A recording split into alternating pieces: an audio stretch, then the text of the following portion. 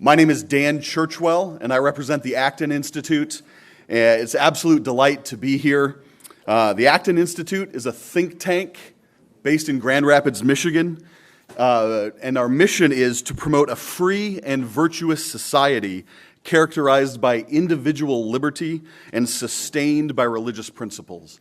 And I'm the Associate Director of Programs. We have the privilege of doing almost 60 programs a year, both internationally and domestically. And about 10 months ago, I had the privilege of sitting in Paul Glatter's office, and he and I conceived of this event that both started last night and will culminate through the day. And it's fun to see the fruition coming with the great speakers and the panelists that we have today. Thank you for joining us for the discussion of technology, new media, and virtue. It's a delight to be a part of Paul Glatter and his team, Susanna. Give Susanna a round of applause and her team. Hopefully you had a good breakfast, and there will be a wonderful lunch as well today too, so take part in the conversation. We're going to be here about 8 hours together. Paul Glatter runs the McCandlish Phillips Journalism Institute, and we are co-partnering, co-hosting this event with the Acton Institute, and it's an absolute delight to be here. Thank you for joining us. Just a few housekeeping rules before I introduce Naomi. There are swag bags. If you've been to conferences before, you know you get a little bag with some goodies in it right outside this door on a table. We've included for you Naomi's book. So Naomi's book will be provided, her most recent book, and I think she'll be available for signing afterwards. Is that correct? So please pick up your swag bag, and if you'd like Naomi to sign it, she will be over here to do that after her lecture. So without further ado, actually, one more thing. One thing that really provides a lot of great interaction and remembrance in conferences is the opportunity to ask questions. And over the course of the day, you will have extended opportunity to engage both the speakers and the panelists. They will be speaking, but then you'll also be able to ask questions directly to them. So throughout the presentations, both the keynotes as well as the panels, please be jotting down notes or questions that you would like to ask, and there will be ample time, almost a half an hour after each speaker, to engage their ideas. And we want to have a talkback session at the end to culminate with disseminate some of these ideas on a deeper way. But let me introduce Naomi. It's a delight to have Naomi. She is a resident fellow at the American Enterprise Institute. She largely focuses on issues regarding child welfare, as well as and is a senior fellow at the Independent Women's Forum. She's a former columnist for the New York Post and former Wall Street Journal editor and writer, as well as the author of 6 books, including the one that's for you today here, Be the Parent, Stop Banning Seesaws and Start Banning Snapchat.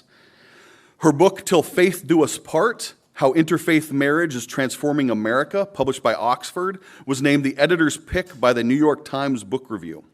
Miss Riley's writings have appeared all over the Wall Street Journal, New York Times, Boston Globe, LA Times, and as well as she's interviewed and appears regularly on all kinds of TV shows and news outlets.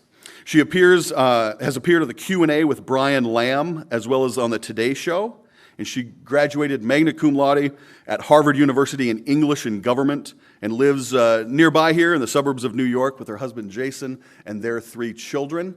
And then she will be interviewed by your own Dr. Anthony Bradley. So please give a warm welcome to both of them this morning.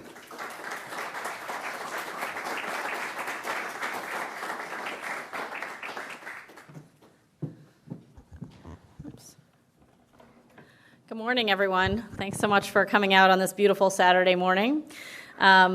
So I wanted to first thank Paul and really everyone at King's College. It's wonderful to be here. I actually haven't been at King's since they were in the Empire State Building, so it's nice to see that you've grown and you have this lovely new home. So I do have a few PowerPoint slides, but I want to wait till everyone fully ingests their coffee before I get to them. So I'm going to talk for a while about a lot of things before I get to anything that involves numbers. So, feel free to wake up in the meantime. So I made it 2.5 years into motherhood before my first Everybody remembers this, your first trip to the emergency room. My daughter Emily had a cough that wouldn't let up, and now she was wheezing too. So there we were in a curtained-off area of the children's section of an emergency room. And that's when I looked up and I saw something mounted in the corner of the room, a television with Dora the Explorer bounding across the screen. It was the middle of the night in a strange place, but here was a familiar face. My daughter was immediately relieved and immediately entranced.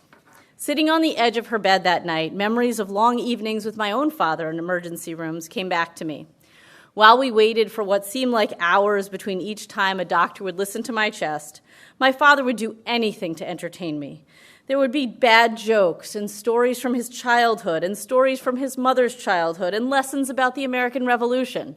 My father's a college professor. As he blurred the line between stand-up comic and college professor, it never occurred to me what must be going on in his own head. Only later did I understand how much he was forced to mask his own fears and how much easier it would have been with a television on the wall. In an instant, Dora relieved me of my job of making funny faces, of assuring Emily that everything would be fine, of lying to her that no one would stick her with a needle.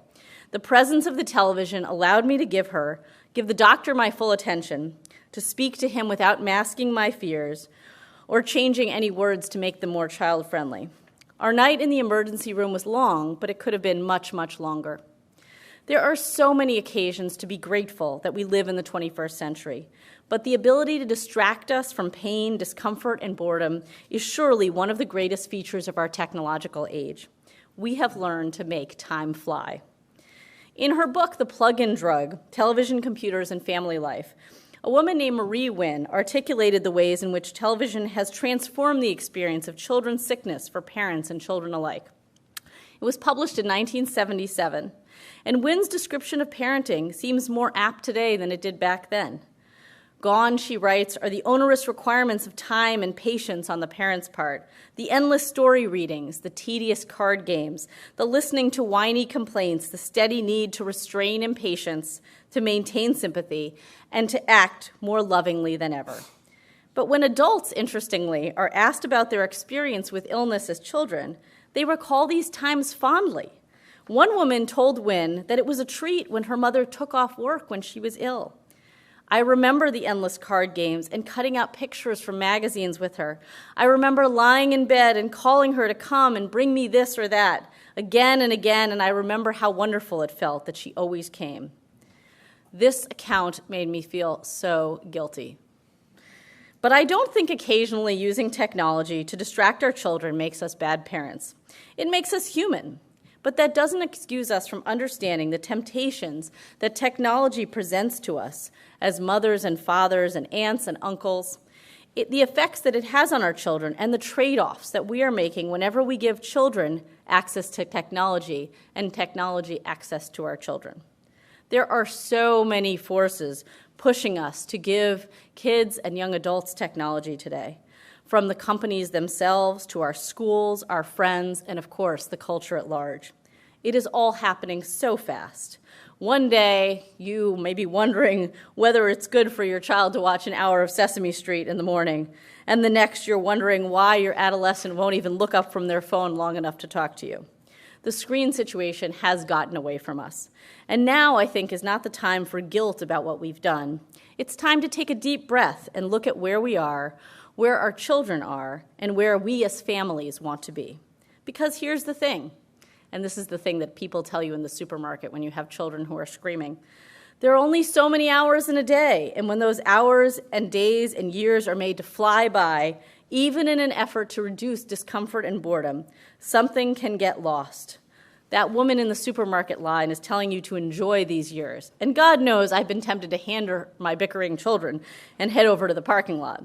But parenting is all about keeping things in perspective, and many of us are losing it. A 2015 survey by Common Sense Media found that kids between the ages of 8 and 12 are spending more than 5 hours a day on digital media. Teens are spending almost 8 hours a day. That's not including listening to music and not including any time spent on screens for homework. So what does that mean?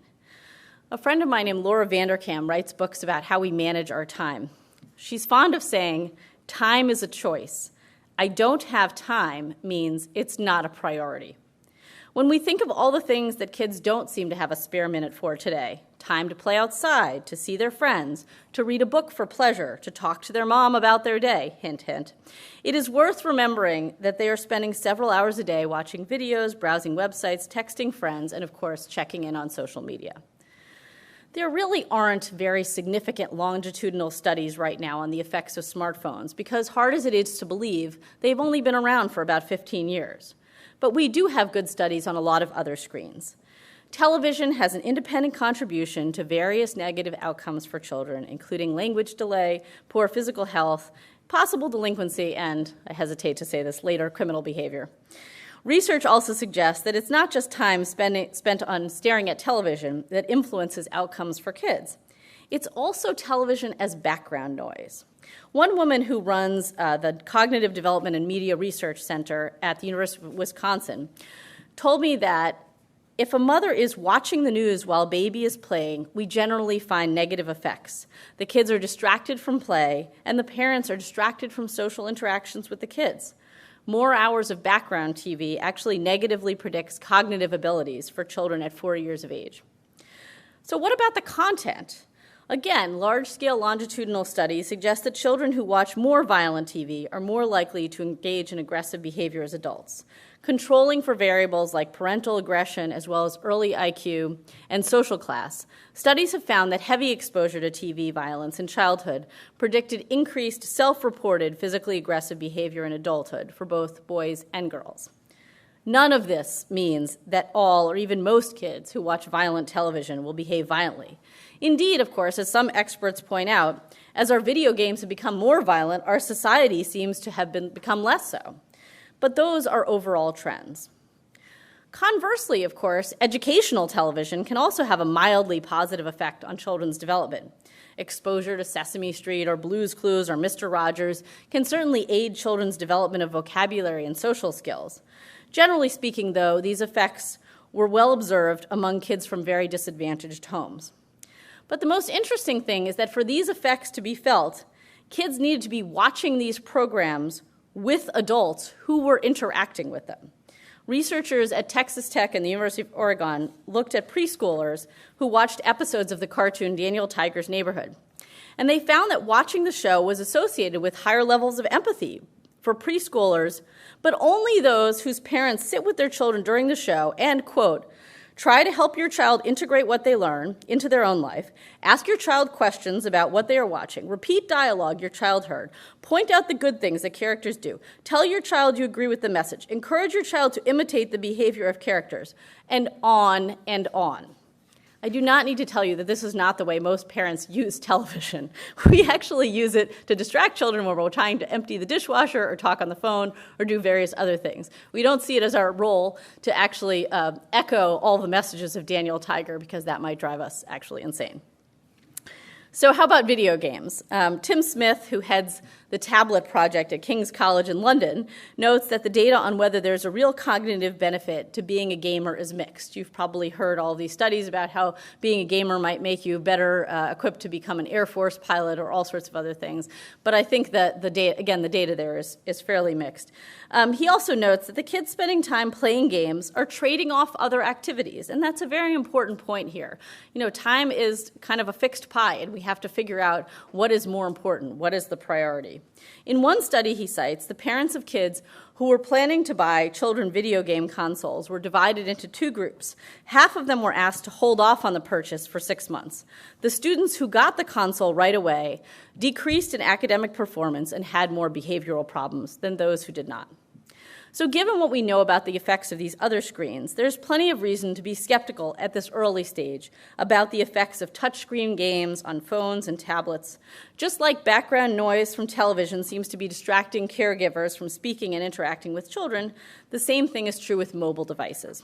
One research team actually spied on parents who were sitting in fast food restaurants and found that those on phones were more likely to be distracted and less likely to interact with their children. They were also more likely to be short-tempered. So what about the kids themselves? For small kids, interestingly, the interactive features of these devices can actually hinder learning for kids. says one researcher. Looking at children between the ages of 2 and 5, she found that many kids learn more from watching someone else play a game on a screen than if the kids actually did it themselves. She speculated that the games that we give kids to learn can actually make it harder for them, because first the child has to figure out how the game works, and then they figure out the content. So that leads us to another big area of research on technology right now. What are the effects in the classroom? There's a guy at Stanford University Education School named Larry Cuban who's been writing about this issue for some time. And he tells me, I can say pretty categorically there is no evidence that the uses of devices or software will actually improve the academic achievements of most students. He attributes all the hype of technology to the novelty effect. New devices like clickers in an algebra class or iPads for kindergartners motivate students initially, but as time passes, the effects wear off. And of course, these devices eventually just serve as a distraction in a lot of classrooms. There was actually a really interesting book by a guy who is a novelist who decided to spend a year substitute teaching in Maine, which has what's called a one-to-one iPad program. They give iPads to all the students. And it was kind of hilarious but deeply depressing listening to his account of what it was like with all the students in his class having iPads, how often the technology didn't work, they weren't on the same page, or students were just looking at completely inappropriate material while he was trying to teach them. Unfortunately, there have been billions of dollars poured by tech companies into school districts, and administrators have a great incentive to actually put these devices into classrooms because parents are really impressed with these shiny new toys. They think it is a sign that their district must be doing something right if they see new technology in the classroom, but unfortunately, parents are often not aware of the detrimental effects that these computers can have in the classroom, and they're also not aware of all of the kind of backroom deals that have gone into getting this technology into the classroom as well. Dozens of researchers, teachers, and even tech industry executives that I interviewed agree that delaying the use of technology for kids does not put them at a disadvantage and may even help their social and intellectual improvement. There is a reason, of course, that Steve Jobs said he wouldn't give his child an iPad. But the pressures to give our kids time with technology are not simply coming with tech companies or from schools. They are internal. Our family structure has changed, and so has our style of parenting. As we have fewer children, there are fewer children in any home to entertain each other, or bicker with each other, I acknowledge. A couple of years ago, my son had a friend over, and after a few minutes, the little boy came over to me and he said, "I'm bored. Do you have a device I can use?" I looked at him and I said, "You are the device." Which is to say, if I wanted to give my son a device, I wouldn't need to have the friend over. It is also our own helicopter parenting that, of course, created this problem. Not only do we think it's unsafe for our kids to be outside alone, but we also cannot bear for them to be bored or uncomfortable. We want them to be stimulated in some way all the time, and not surprisingly, that's what they get used to. The pressures to give our kids screens are also coming from other families. It is hard to be in a community where everyone has a phone or an iPad and your kid does not. It is inconvenient for other parents in the carpool or the kids' friends who want to make plans for the weekend. But the posting of these plans online and the photos after is also having a clear impact on kids, and they may be feeling left out. According to a recent study, the incidence of major depression among 12 to 17-year-olds over the previous year increased 52% from 2005 to 2017. And the rate of young adults contemplating suicide or acting on it went up 71% from 2008 to 2017. It is no coincidence that this is the same time we have seen a huge rise in the use of social media. Girls as young as 9 see their phones lighting up at 1 a.m. with new text messages. Girls in middle school are devastated when friends don't tag them in pictures on social media. A recent survey found that 2/3 of girls ages 12 to 18 had received requests for nude photos recently. But our kids cannot seem to turn these devices off. Peter Wybrow, who is a neuroscientist and psychiatrist at UCLA, says that screens are like digital heroin for kids. I kind of thought this was a hyperbole. And he says, the brain is based on very simple principles. If something works for you, you want to do it again and again. If you get negative feedback, you pause. He argues that a child wouldn't bother to learn how to walk if they just had a button that would bring them everything. This would be an interesting experiment, but probably not ethical. If you are giving these kids gadgets when they are tiny, their attention span will shorten. By the time you put them in school, they will find it extraordinarily boring. They have not been taught how to concentrate. So how many kids are actually affected by something that a medical professional might actually recognize as technology addiction? A woman named Megan Marino, who's actually one of the people who helped to craft the guidelines for the American Pediatric Association's use of technology for kids, says she thinks about 1% of kids have something called a true addiction. I think that number is actually surprisingly large. It means that at any reasonably large middle school or high school, there will be a few kids who actually cannot lead a normal life because of their need for screen time. And she says that another 5 to 7% of kids have media use that she would classify as problematic. By contrast, the National Institute of Health reports that 2.7% of young people have an alcohol use disorder. As parents, I think we certainly spend a lot more time and energy worrying about whether older children are using alcohol in harmful ways than technology. And at least with alcohol, we have the support of the law and most other parents. The same is not true of technology. The truth that I found after all this research is that the only thing that can really affect kids' relationship to technology is seriously curtailing it. Eliminating screen time during the week, limiting it to a couple of hours on the weekend, picking days to be technology-free, putting off the purchase of a phone for a child, ending unsupervised use of technology, postponing or banning the use of social media, monitoring communications on all platforms. These are, unfortunately and exhaustingly for most parents, the only known ways to keep our children out of harm's way. Many kids will be fine without these restrictions, and some kids will fall into trouble even with them. But as parents, I think it's time to stop playing the odds. These are hard changes to make, and we know they are hard because, of course, we as adults have a great deal of trouble making them ourselves. But all this is worse for children because they have not developed the tastes and habits and temperaments that allow them to recognize when things are going off the rails. They have not yet learned the pleasure of reading a book uninterrupted or getting lost in their own thoughts. They haven't recognized how much better their work is when they are only focusing on one thing at a time. They haven't yet developed the feelings of accomplishment when they do something hard, even while their friends are doing something easy. There is no harm. Not a single study that finds that kids who are not given screens have problems as a result. Kids without screens don't exhibit more behavioral problems. They are not falling behind academically. They are not having trouble getting into college or finding employment. They are not losing focus in school or even becoming social outcasts. Perhaps all this seems abundantly obvious, but I think it bears noting because in our attempts to weigh the costs and benefits of technology, we never seem to get around to suggesting that there are no discernible costs to withholding technology, and the upsides to having our kids spend time on other pursuits, I think, seem pretty abundant. So what steps can we take to rethink our use of technology? First, I like to, and this will make me sound like an old fogey, apply the memory test. Some of us, I think we're sometimes caught up in the way that we do things, and we don't remember that there actually was another way to do things. The old ways weren't always better, but they can help us understand maybe how to do things better. Think back to your own childhood, to my own childhood. If I had an hour of free time, what did I do? Was it always spent in front of a screen? Or did my parents tell me to go find some other source of entertainment? Did they tell me to go outside? If I was bored in line at the supermarket, what did I do? I think sometimes I had a book. Did I talk to my parents or siblings? I was probably forced to. Sometimes I even had to help with the groceries. Maybe sometimes I just stared off into space. Researchers have increasingly found there are benefits of that too. Sometimes the answer we find in performing the memory test may be inconvenient for our lives. When I look at the children who have been dragged, for instance, to their siblings' 4-hour swim meet and been given an iPad for the duration, I'm pretty sure my parents actually let my own sister stay at home during my mind-numbingly boring competitions. One of them, of course, one of my parents would have missed the swim meet, but life would have continued. But when you're looking over at the kids who are playing on an iPad while their parents are consuming a multi-course meal at an upscale restaurant, you can bet 30 years ago they would have been left home.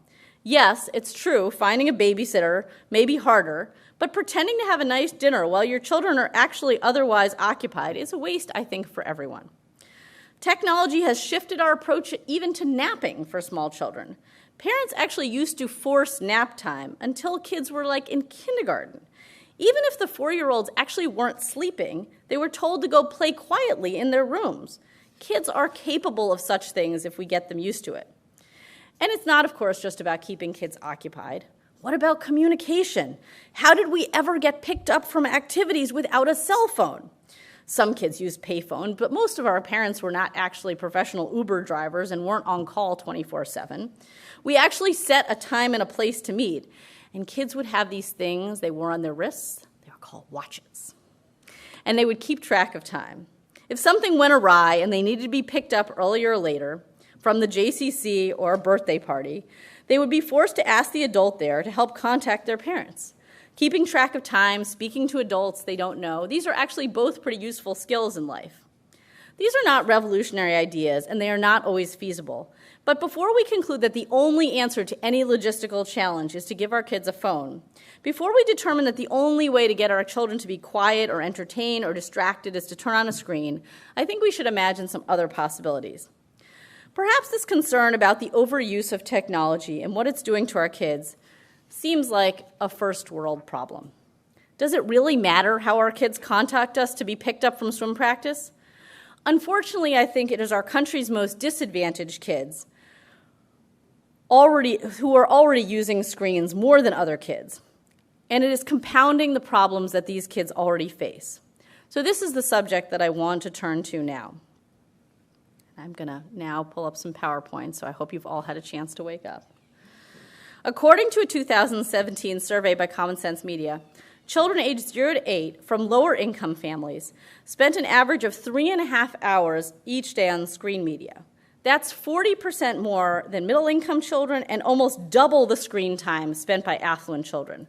The survey also found that the more education the parents have, the less time their kids spend on screen. So you may have noticed in the last couple of years, the New York Times, but also a lot of other publications have run stories about upper-class parents who are very concerned about their kids' screen time. Silicon Valley, people are hugely concerned about this. But the rest of the country has not caught up yet. Interestingly, there is a huge racial divide on technology use, too. Black kids in this age group spent an average of 2 hours and 51 minutes per day on screen compared to 2 hours and 11 minutes for white kids. Just to put that in perspective, over the course of the year, black children spend about 2 more weeks of time they are awake on screen than white children. I just want to turn now to the question of family structure, which also matters. According to a recent study by the Deseret News and the Center for the Study of Elections and Democracy at BYU, among intact families, 49% of teens are spending less than an hour on screens a day, and only 15% are spending more than 3 hours. Among non-intact families, though, those numbers are 33 and 32%. Again, a huge divide. Some would say that this is because non-intact families, you might have a single parent who needs to use screens more to entertain their children, but the effects, I think, of this are clear. There is a huge divergence depending on family structure and the amount of screens that are used. When it comes to social media use, the numbers are also stark, with only 20% of teens from intact families using more than an hour and 30 minutes, and 37% of teens from non-intact families doing the same. And when it came to time spent on video games, the patterns were similar, with only 11% of teens in intact families falling into the highest usage category, compared with a quarter of those in non-intact families. Black households are also disproportionately less likely to be headed by married parents, so black teenagers are also going to be using technology more than their white counterparts. But race is also, I just think this is just amazing, independently correlated with screen use. In white households with married parents, 55% of teens spend less than an hour a day on screens, and in the same category of black families, that figure is 29%. Disadvantaged parents often receive messages from our politicians, our policymakers, our school officials that the key to improving their kids' academic performance and their economic outcomes is to get more access to technology. Schools in poor neighborhoods are regularly stocked with iPads and laptops, care of Silicon Valley companies that want to get kids hooked early. Urban libraries have become centers for playing video games and borrowing Wi-Fi hotspots rather than actually encouraging kids to read. Unfortunately, I think these policies are actually exacerbating many of the burdens that underprivileged homes already bear, and they are contributing to already disturbing racial gaps in this country as well. According to a 2015 report from the National Assessment for Educational Progress, white 12th graders scored 11% higher than their black peers in reading assessments, and in math, white students scored 30% higher. Black children are already more likely to exhibit symptoms of attention deficit disorders. Excessive screen time is associated with higher odds of a children subsequently having attention problems. Black kids are about 1.5 times more likely to be as obese as white children. Time spent on screens means less time spent outside and engaged in any kind of physical activity. Children tend to eat unhealthful food and more of it when they are in front of screens. And the content is a big problem too. You know, you often hear people talk about how what we need is better role models on our televisions and on our movie screens, and that is going to solve the problems that underprivileged kids hear. A 2011 longitudinal study found that television exposure predicted a decrease in self-esteem for black girls and black boys, and an increase in self-esteem among white boys. The authors speculate that one reason for this difference is that black male characters are disproportionately shown as buffoons or as menacing and unruly youths, and black female characters are typically shown as exotic and sexually available. The more time spent watching these images on screens, the more children take them to heart. If we really wanted to affect the way that people see themselves and the way that kids see themselves, we would start to curb the screen use, not just to wait for these better role models to come along.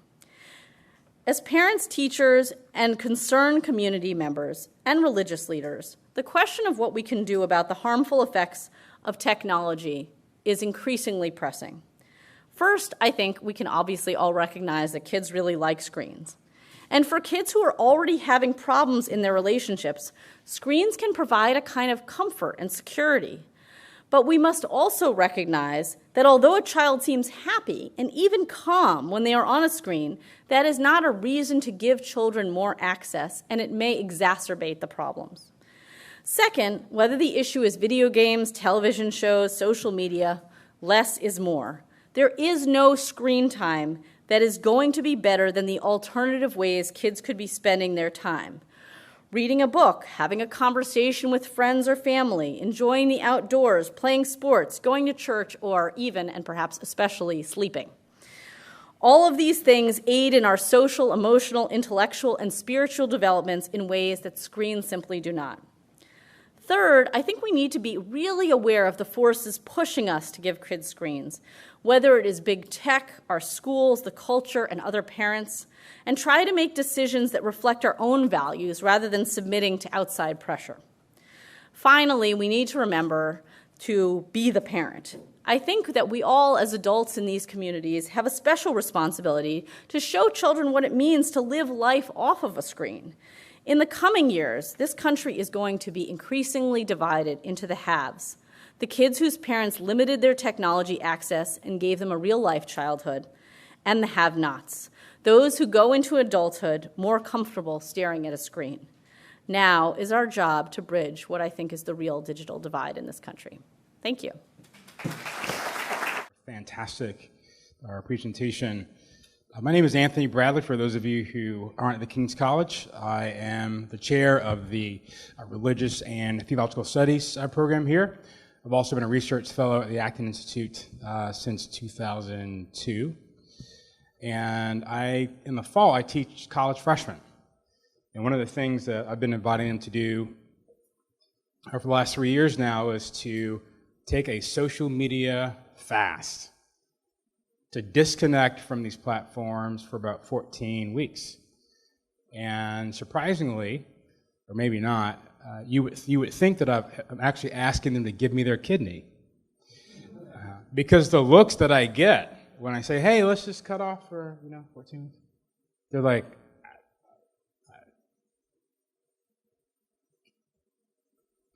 it's worse than no carbs. It's like, can I have cancer instead? I mean, the sort of looks that I get is, I can't do that. And what they'll say to me is like, I can't do it, right? Willing to, thinking about it, but I just physically can't can't do it. So you're right. I think we're certainly down a road that, as we sort of think about children entering into adolescence and in adulthood, and not having the sort of right tools to manage their own use of these devices, and how that will work itself out in the workplace. Managers having to get their young employees off of social media. I was really struck by some of the things that you said. I just wanted to ask, so we often talk about the kids, right? The kids have too much screen time. And what I tend to see is that if you see kids on screens a lot, their parents are also on screens a lot. So what do you think we should do in terms of encouraging parents to curtail their own screen time? Because often that's the gateway for the children, is that you often see parents who are busy on their own phones. I think if you look at say different generations, I think Gen Xers and Boomers are still on Facebook, right? And they just can't get off. And I'm wondering what do you think about curtailing parents so they can curtail their kids? So I think this is an important point. Obviously, kids are going to imitate whatever it is they see at home. That being said, though, I do allow for some hypocrisy among adults, because I do think that a lot of the Gen Xers and older, I think at least have, as I said, those habits and temperaments and tastes where they're actually able to remember what it was like to do things off screen, and sometimes how enjoyable that was, how enjoyable it was even just to be outside, playing with your friends and not having to worry about who was trying to contact you. I mean, that is just a constant source of stress, even leaving aside whether anyone is saying something obnoxious about you on social media.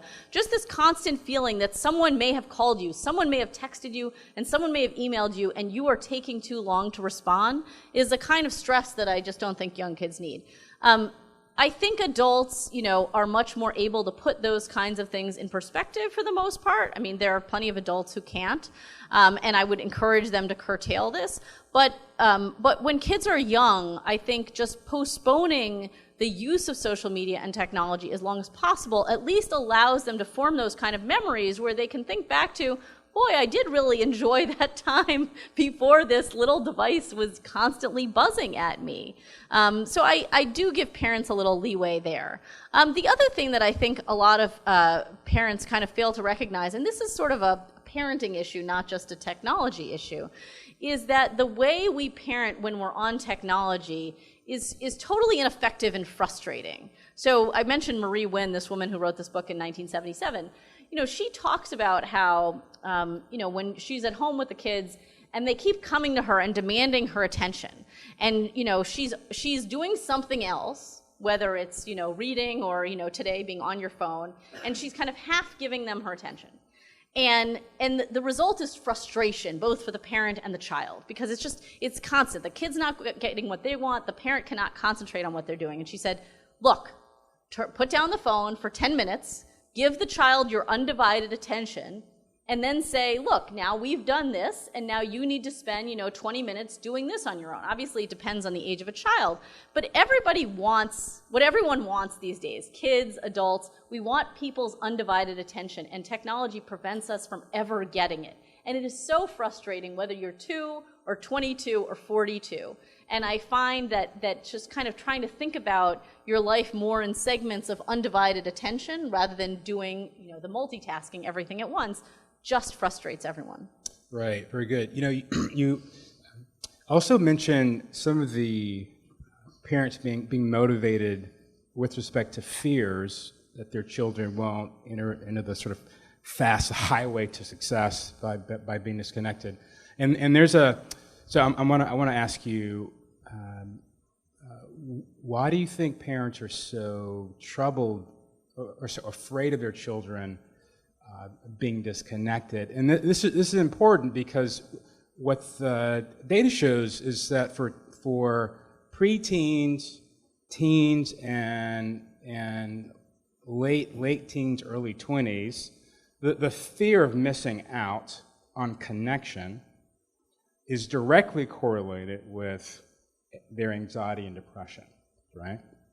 So they don't see themselves in the Snapchat in a story with their friends out to dinner. It raises all sorts of anxiety. So there's a FOMO pressure that keeps them on the platforms. What do you think is really sort of driving sort of parental fears about, well, if my children aren't connected, what will happen to them? Because it seems that there's that pressure there with parents that if I don't do this, my kids will die, right? What's behind that, do you think? So I think there are two things that parents have kind of connected in their minds. Obviously, a lot of this is just an achievement issue. My child will not succeed unless they learn how to use this technology at a young age, and they don't, they won't get into a good school, they don't get a good job. I mean, all these things kind of get jumbled in parents' minds. And it is funny when you talk to technology, people in tech about this, and parents like to say, oh, my child's a genius, at 2 years old, he figured out how to use the iPad. And the tech people say, no, the iPad is designed for 2-year-olds and your grandmother to figure out how to use it. So this is not an accomplishment. It's not a sign that your child is a genius.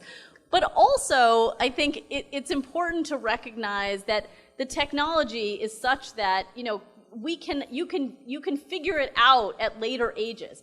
I am not at all worried that because my kids do not have smartphones now, that if I handed them one, that they're not going to be able to figure out how to use it in the next 48 hours. So that's part of it is like, I think parents do not understand how user-friendly the technology is.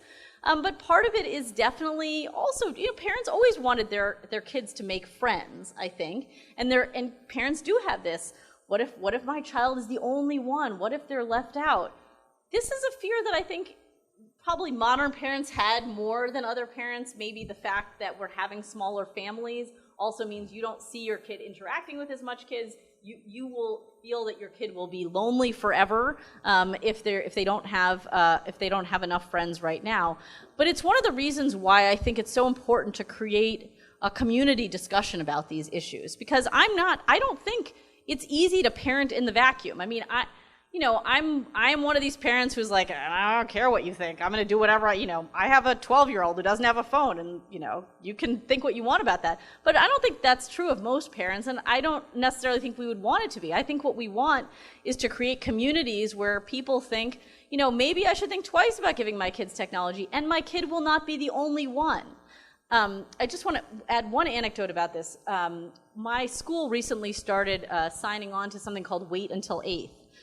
Which is a movement to kind of wait until 8th grade before you give your kids smartphones.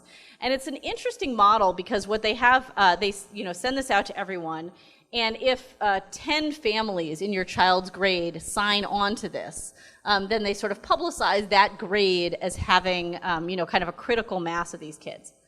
I was shocked. I mean, there were so many people who signed up for this, people who I did not know had any reservations about technology at all, and everybody is so afraid to say it out loud.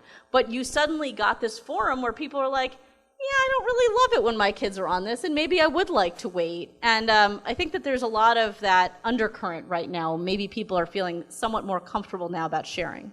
Yeah, I think there's an overall fear of disconnection, and we're often using these platforms as a way to get the connection that we think we don't have, or we think we don't have, and that could be for several reasons, right? Smaller families, kids aren't living near their cousins, right? Extended families aren't nearby, so where's that natural connection happening? There's this sort of pressure, I've got to make sure that this connection is there.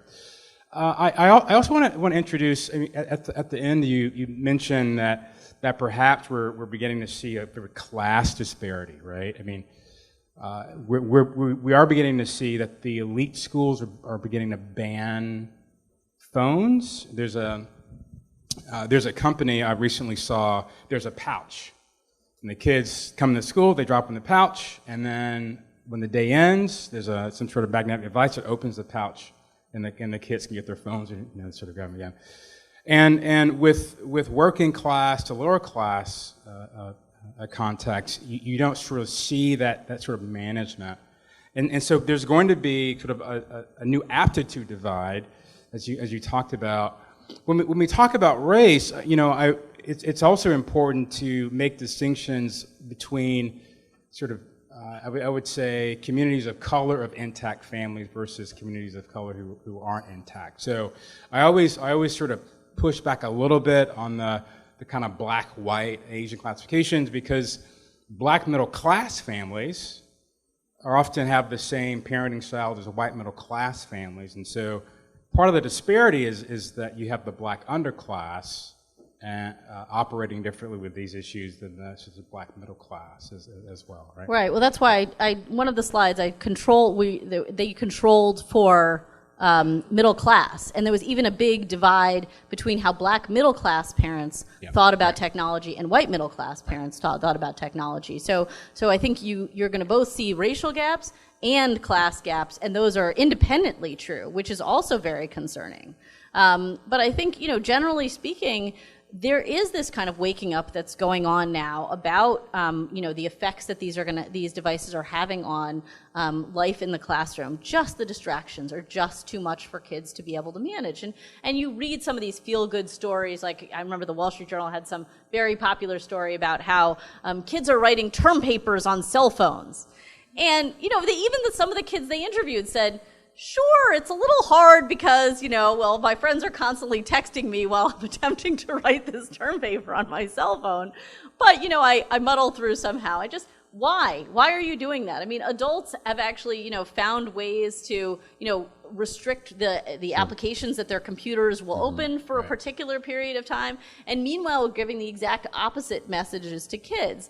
So I think enough teachers and other educators have weighed in on this and said, no, this is really not helping me. And really, it would be great if we could put these away so that we could have not just the education, but again, that connection, between the teacher and the student, between the student and the other student, because that is how the learning is going to happen. It's going to be like not having this thing constantly buzzing at you. Yeah, the ability to focus, the ability to manage distractions, also related to delayed gratification, and all those things are thwarted with social media.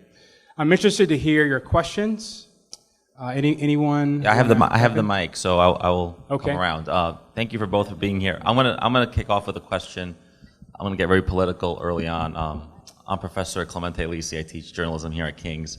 So if this is a big problem that you say it is, and I agree that it is, I have 2 children. I can tell you that my kids tell me all the time that they're bored, right? So I'm trying to introduce to my children some of the things I did when I was bored, and I realize now that I spent countless hours collecting baseball cards. That's what kids did in the 80s and 90s, and kids don't do that anymore. So my question is, if this is a big problem, why is Washington not talking about it? If you watch the Democratic presidential debates or the last presidential election, nobody asks any questions about technology or about children. I know as parents, we all talk about, our kids, our screens, but it doesn't come up. CNN isn't hosting a 7-hour forum on digital, they're doing climate change or tax code or something else. So why is that? Well, I mean, obviously, I think it's hard to figure out where the consensus is in this country now, and politicians, love to kind of find maybe the special interest group and sort of say, we can kind of build on that and figure out where people are. I think that, there is some awareness in Washington, and the congressional hearings around kind of Facebook and privacy last year, I think, serve both the role of kind of waking up Washington, but also a lot of parents kind of first started really paying attention to this issue. I mean, it frankly is crazy, and for somebody who has, spent all this time talking to people about technology, it is crazy that people did not realize how much information Facebook had about you. Like, what did they think the model was here? So, but that being said, there were a lot of people who didn't know. And so I think the fact that these hearings with Mark Zuckerberg were on the front page of the paper and were all over CNN and every other news site, I think did start to wake up parents. And the question is, can you form enough of a constituency? I think there is a kind of left-right meeting here. I think that there are people on both sides of the aisle who are very concerned about this issue. But one question is, what is government's role here? And unless politicians can figure that out, then I don't think that they're going to start talking about it very much. And I don't necessarily think that the answer is more government oversight of this. I'm particularly concerned about government tech interaction on local levels. Like these sweetheart deals between the school districts and big tech really are concerning to me. And that's not the free market. That is crony capitalism at work, what is going on here. These deals that you see, I mean, occasionally they're publicized, but parents are not watching carefully enough what is going on in their own towns, their cities, and their school districts. And so, if anything, I would like to see more government oversight of these deals rather than government oversight of telling us what we can and can't do on the internet. Okay, who has a question?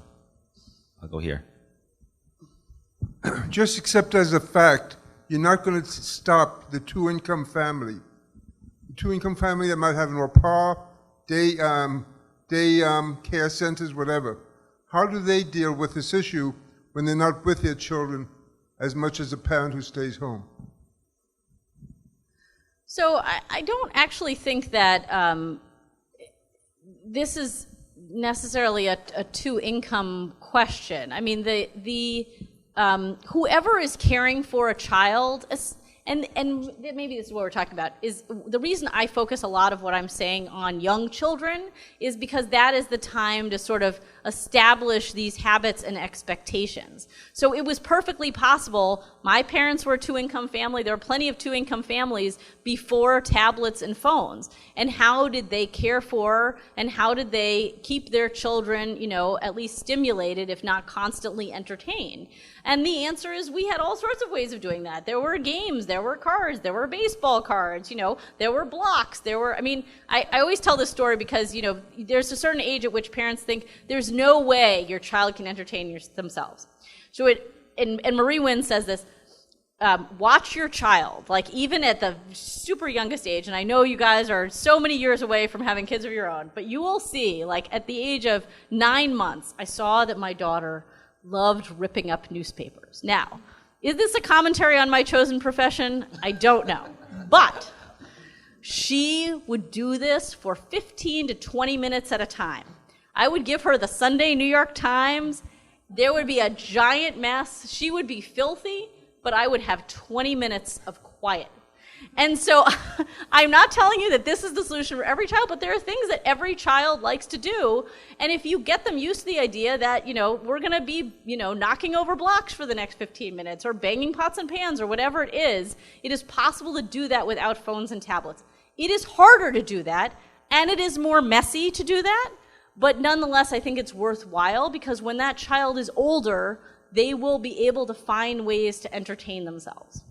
Yeah, I have very clear memories of being told, it's 10 a.m., come back at dinner, right? And just figure it out. You can come back for lunch, there'll be sandwiches, we'll check in, and then come back when it gets dark. Right. No, I have a friend who says her mother was very reluctant to even let her in the house to use the bathroom. So no, it's possible, and like the problem, of course, with and we did this too, is go on the street and play, is that nobody else is out there, and that's where we come back to the family structure issue, the not being close to the cousins, the no one in the neighborhood just coming home after school, and everyone being overscheduled. Again, this is why I think having this conversation as a whole community and saying like, Wednesday afternoons we are all going to go to this park, or Wednesday afternoons we're all going to stay in the neighborhood, or something like that. Being able to know that there are going to be other kids. But we even practice. Look, you in modern day, of course, you arrange your play dates. Kids come over. If you don't come back to my house if you're looking for devices. Kids learn this very quickly. So, but my daughters would go up and they, play with dolls for a couple hours, and my son loves having someone to, play basketball with for a couple of hours. They'll play until it's past when it's dark out. But, trying to make those the expectations is the key.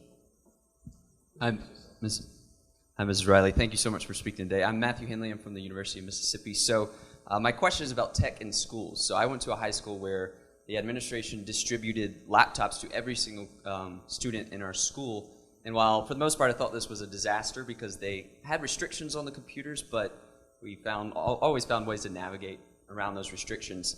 However, the benefits were very clear because we had engineering classes where we were able to program coding programs for robots and creating 3D printing designs and stuff like that, and it really drew an interest in some of my classmates for careers in technology and tech engineering. So my question is, in an increasingly paperless and tech-driven society, do you think that maybe a proper software program could be implemented on these computers to keep the tech in schools and allow students to benefit from that technology while limiting their access to things not associated with academics? Sure. No, absolutely. I think that the use of technology in classrooms needs to be thoughtful and intentional. And the goal for so much of what happens in classrooms is, look, everyone has a laptop. We must be learning. And so I think that's obviously the wrong attitude to take. No, I think there are some incredible programs out there that could be used. The question is, did you need your laptop in English class for that to happen? Did you need your laptop in social studies for that to happen? Do you need your laptop at lunchtime for that to happen? And it's this sense of, we are going to distribute these, students will have unfettered access to them, and as you say, they'll be able to do whatever they want on them. I mean, it's so funny because I think about 20 years ago I wrote my first book, and it was about higher education. I remember sitting in the back of a classroom for the first time where kids had laptops. This was before the laptops were internet accessible or anything.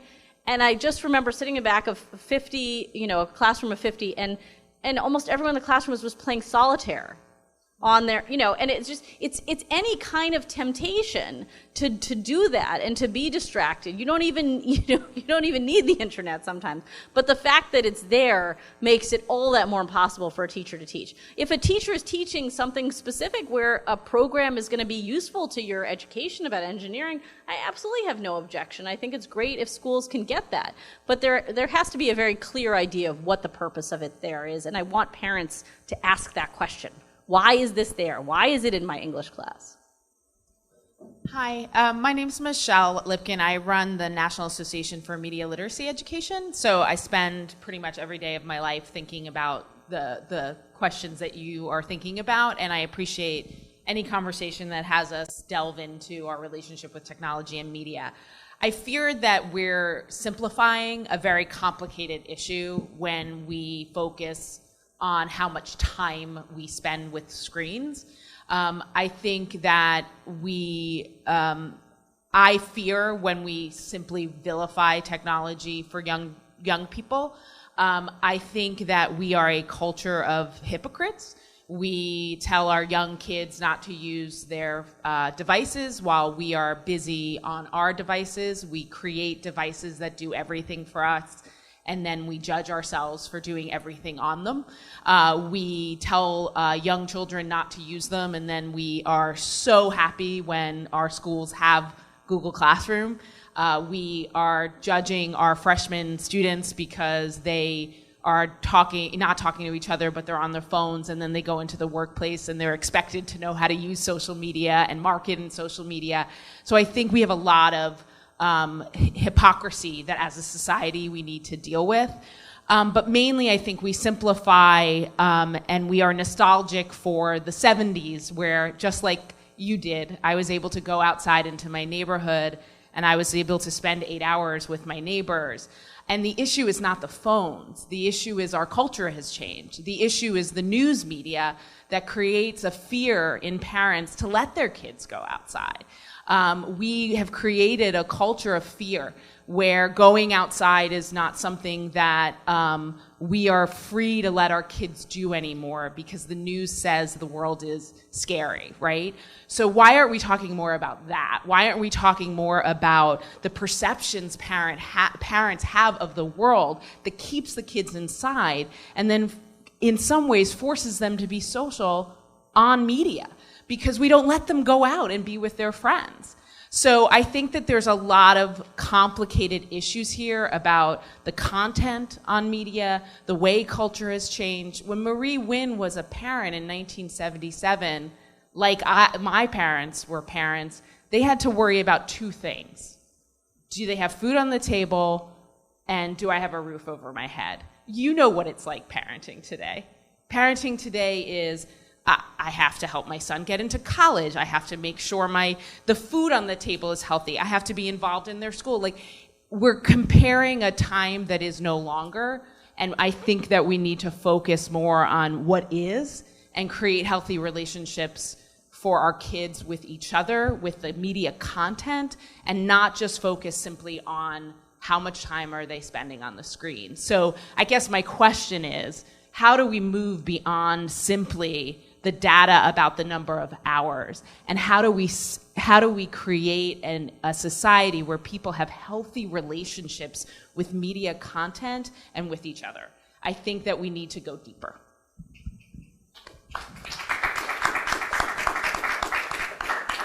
So I guess I'd start by saying I think it's an oversimplification of the 1970s to say that parents only worried about a roof over their head and food on the table. Like, there are lots of parents who thought about lots of other things besides that back then, just as there are today. You could say there are more demands on middle-class parents today, and there's more pressure. Some of that is self-created, and some of that is not. But I don't want to oversimplify life in the 70s either.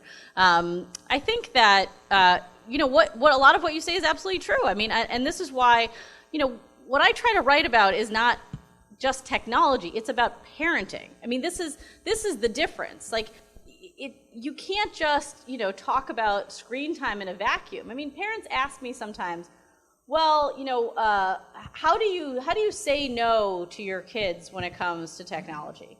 Your kids don't seem to be angry all the time at you, and they're not asking you, why can't we use the phone now? And we wonder, how it is that you do that. And I said, you know what? My kids also don't ask me about whether they can have chocolate cake for breakfast every morning either. Because as parents, we create expectations. We create expectations for media. We create expectations for how safe the world is outside. We create expectations for what's great to do with your free time.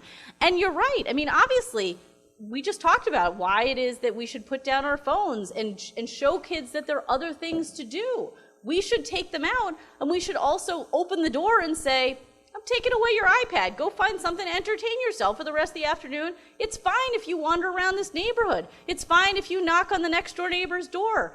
You want to call your friend to come over? I'm not going to make that a play date for you. I'm not going to pick up the phone. You call your friend and say, hey, do you want to come over this afternoon? Fostering independence and, this whole free-range movement that you're seeing, I think that goes hand in hand with limiting the technology. Because, as I said, there's a fixed amount of time. How do you want your kids to spend it? How can you foster those virtues of independence, of grit, of resilience in your kids?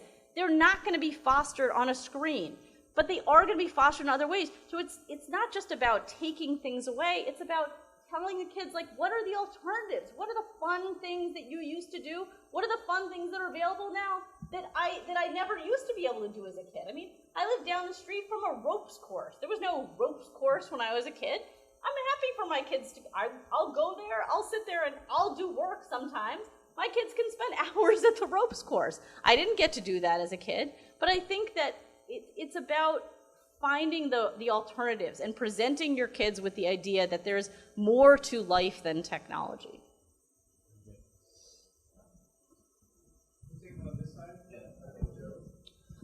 Hi, I'm Joe Heedy from Minneapolis, Minnesota. One of the questions I had, and one thing I've been kind of thinking about a lot, just the last 2 days from the talk last night and the talk today, is I feel like people, and what I liked is you brought up, it's not just our generation. I feel like people look at our generation and they think, hey, you have an addiction to social media, you have an addiction to technology, but I think it was more so how we were raised. I think like our parents didn't learn a lot about it, so like I got a phone, and I would just just use it. Like I wasn't taught healthy habits.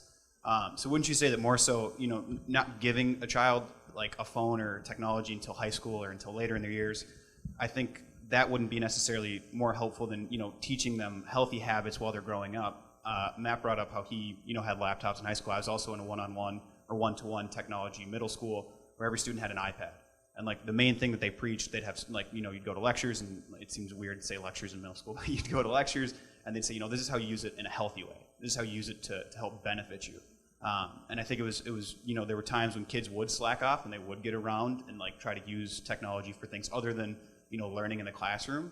But I think more so growing up with that healthy habit and learning to have that strength, I feel like helped me personally not have that necessity to think I need to check my phone every 5 minutes, because I don't see it as something that's more like entertainment driven. I see of it as something as like, oh, it's a tool. Like I can text my mom in Minnesota and see what's going on with her. I don't need to, be constantly checking it for other things though. So once you say like teaching healthy habits more at a younger age, just like you teach healthy habits of how to have a conversation with somebody at a younger age is more important than just saying, hey, you shouldn't use it until you get to this age, and then kids just end up going like crazy with it.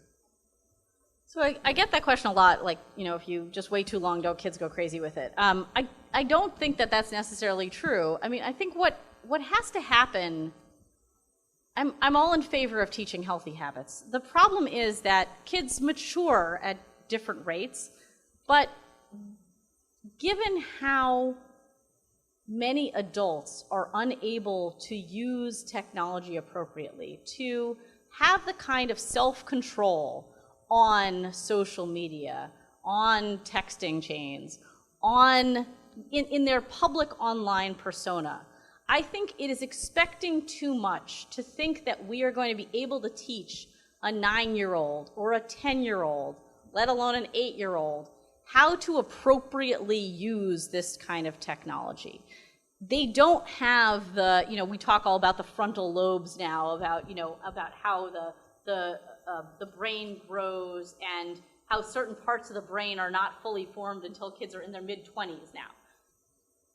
The idea that you are going to put the kind of pressure on a child where we're going to say, I'm going to teach you healthy habits, and then sort of give them access, even in a limited way, to some of this technology, it's very hard. I was just at an orientation for middle school for my daughter, and the principal said, literally, and maybe this is a sign of how little discipline problems kids have generally, 95% of my discipline problems come from social media. So what is that telling you? It may be telling you that not just that these kids are not taught, because I assure you the school goes through an amazing array of classes teaching digital citizenship and healthy habits and all of the latest curriculum. Maybe it's that the kids are not ready for this yet. Maybe they need a little more time for their brains to develop before they understand what are the effects of their behavior online. Who are they hurting? What is the potential for their future? I don't think enough adults understand that. I was just saying, like, some of my colleagues in the media world still do not understand that. And the idea that we're going to expect that with a few classes and a lot of lectures on healthy habits, that a young child or even an adolescent is going to understand the ramifications of their behavior, especially on social media, I think it may just be too much. It's also important to remember that our brains are sort of, it's a great mass of biochemistry, and there's a direct correlation with dopamine and our devices. And so the other question, I think, for parents is, how are you habituating your children to get dopamine, that sort of pleasure release? And if you're habituating your children to get dopamine from their iPad, well, don't be surprised that they can't focus and they're bored, because when they're bored, they're saying, I need some dopamine, right? And they're looking for something to give them dopamine. And so we can lecture at them about the virtues of withdrawal, but we have to understand that a 10-year-old necessarily can't control a dopamine issue, right? They just want candy. And so it's important to I think grant them the space to habituate those things in a really healthy way. Great. This gentleman right here had his hand up for a really, really, really long time. Sorry, Tiffany. Sorry. Oh, Sorry. He's been dying to go. But you can go. Okay, great. Yeah, okay, go ahead. No, it's cool. I have a history with being problematic. Very nice of you. Thank you very much. Thank you, sir. I got my master's degree from NYU Film School, and I've been very conscious of media manipulation, visual manipulation since then. And I just want to say, I'm fascinated by the professor's question about politics, and Michelle from media literacy. This is so important. None of the people in my class went to NYU Film School to get their master's degree in entertainment. We were all there to transmit a message. We were all there to persuade based on our worldview, which across the board was liberal. There wasn't anyone in my class that was talking about promoting gospel messages. And I was Christian back then, but, I mean, baby Christian. But, so just to let you know where I'm going. The Bible cautions us to be in the world, but not of the world, to conform from within and not to conform to the world. And it seems to me that's a fascinating dimension of this whole media literacy and tech addiction question. You know, what is molding us? What is forming us? And so I just wanted to get your thoughts about that, because in terms of my party, the Democratic Party, the culture is absolutely dominant in the worldly view, and influences politics. I mean, Republicans, I'm a conservative Democrat, Republicans are, you know, kind of standing in a storm of viewpoints that are counter to under God liberty. So I'd just like to get your response in the context of that. Thank you very much. Thank you. Thank you very much.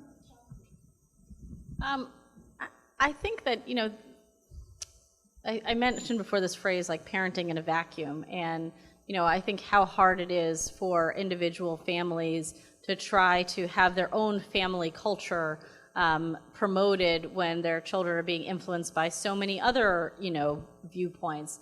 And I think it obviously used to be much easier to control that because all these messages weren't coming into your house.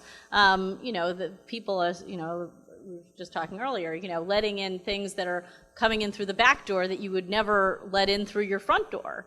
And I think it is more of a challenge for parents to sort of express what it is that the kind of messages that they think are appropriate for their kids in this world, and promote the kind of values and culture that they want without, you know, really restricting the kind of media access that their kids have now.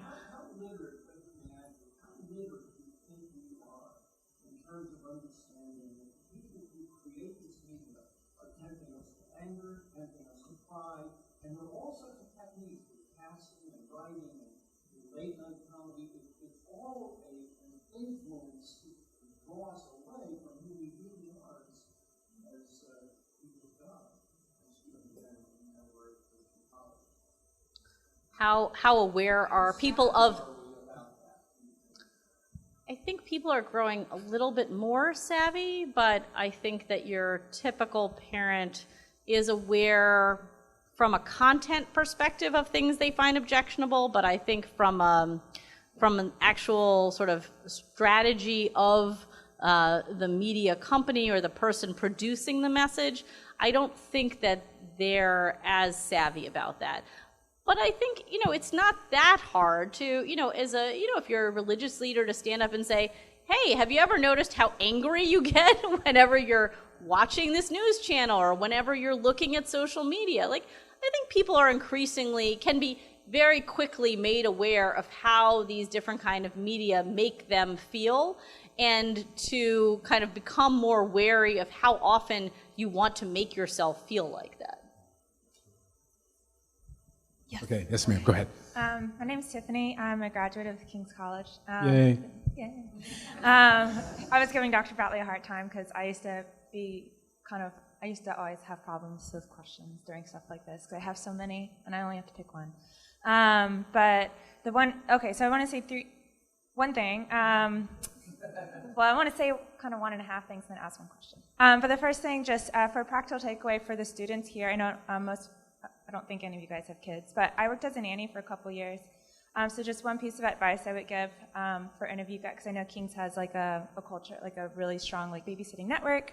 I hope you guys are listening to what they're saying and maybe think about if you are working as a nanny or a babysitter, like take that to your parent, take that and the way that you interact with your kids. This last year, I had the privilege of working with a 4-year-old, and one of our biggest factors of like how I worked with her was like no screen time. When I was with her, we would go explore Prospect Park, and she got such a kick out of like discovering trails, or we would play together, or I would just let her be alone. And then when her parents walked in the room, it was like another child took over, and she was just like, screens now. Like that's all she wanted. She couldn't ask her parents about their day. She couldn't just hang out with her parents. I was just like, can I have the screen, can I have the screen, can I have the screen? And I tried to kind of like slowly like talk to the parents about it, but it was really hard. So anyway, it's a practical takeaway. If you guys are getting stressed out, you're like, this doesn't apply to me. Now you have something. Maybe it'll help. Second thing, I think it's just important to realize, like, we're talking about two things: individual behavior and an ecosystem, and how to exist in an ecosystem. Because it's kind of impractical to, like, for people who are parents to think about, like, kicking your kids out the door and be like, go knock on your neighbor's door. The neighbors are going to be freaked out. They're going to be like, what are you doing? Are you okay? Because, like, I'm a single young adult, and I have very, like, I'm trying to cultivate a discipline and a set of habits for how I engage with my phone and with people. Even trying to get my roommates to talk to me in person about my dishes in the sink is, like, cataclysmic. Like, they cannot wrap their minds around, like, you don't want to resolve conflict over text. So I think we have to be honest about, like, changing behavior and is, like, it takes a lot of courage until the ecosystem changes. I think part of learning to exist in that ecosystem is personal habits, is literacy, is education, but you're going to have to, I just think we need to talk more about, like, it is these individual, like, habits and parenting, or just, like, your own culture about tech, but then also realize, like, and I work in digital marketing now, right? So it's like, even staying competitive as an employee, I have to have a certain level of skills. So I just want to kind of acknowledge, like, I think there's two ways to frame this, like, ecosystem has to change, but also individual behavior. And now my question. But the question has to do with, like, if you look over the history of, like, how communication technologies have changed, there's generally, like, a narrative of adaptation, and I think, but then you always have this other voice of, like, resistance, or, like, pushback. I think a lot, and even outside of the communications industry, I think about, like, cigarettes, what happened with cigarettes or with seatbelts, right? You had a new technology introduced or a new something introduced, right? And for a while, the narrative was adaptation and integration, right? And then at some point, you started to have the narrative of resistance. And that's one of the, I think, most brilliant things to watch about cultures. Like, we don't assume that everything you should adapt to. Social media is fun. Technology is fun. It's like where the jobs are. So, like, I feel like what you're saying is, like, we have to start putting on our resistance head a little bit more, and not just, basically, like, what makes this something not to just be okay with adapting to? Yeah. This is the last response, because we're just at break time. Yeah. Sorry, y'all. So this is this is a question I get a lot. I think there's a lot of I've had this question, everything from one person said to me, like, when motels were first built, people thought that they were going to be houses of sin, and we had to resist motels no matter what. So let me try to explain why I think especially social media is different. A lot of people have attempted this, but I like to divide it into what I call the 3 Ps. Social media makes children and adults' communication, first of all, public. We all know that. So public in a way that 50 years ago, it was almost impossible to make your message or your personal feelings public. Public so that the entire world can read them. That is, I think it is unprecedented the way we can reach people, and you could say that's a great thing, but especially for kids, but even for adults, it has to make us more wary of what we say, because everyone is going to read it. I think the second P that's very important for parents is that it is personal. It is, maybe better to say, private. You may have absolutely no idea what your child is looking at online. Like, even very savvy parents, I think, don't really understand the ways in which their children can sort of get around their rules, their filters, whatever it is. And the last thing, and I think the most important thing, unfortunately, the last P is permanent. And this is the thing that scares me most, is when you're saying we don't give kids the space to experiment, the space to make mistakes. That is what social media has prevented us from doing. It means that college admissions officers are reading high school kids' Facebook pages and Instagram posts. I don't like it. It's horrible. It's creepy to me. But that is the fact. That is what is happening. There was a survey recently that said 60% of college admissions officers are looking at people's social media posts. Ick. But it's not just them. It's your future employers. It's your future boyfriends and girlfriends and spouses. And to me, like, I would like people to be able to make the kind of mistakes that I know I made in high school and my friends made in high school without having to worry about that permanent stamp that is there. And so yes, I think we can educate people about the consequences of writing things that they really don't want to share with the world on social media, but there are so many adults who still don't understand the consequences of that I would really just like to kind of allow people to postpone that, to experiment with who they are and what kind of image they want to project of themselves for as long as possible. And that is why I think the era that we're living in now is different, and different from motels, and different from all the other, and different from comic books. That's another favorite people compare it to, that have come before us. The communications now, I think, really does represent a departure from anything we've seen before. Very well. Thank you so much, Amy. Thank you. Give her a hand, please.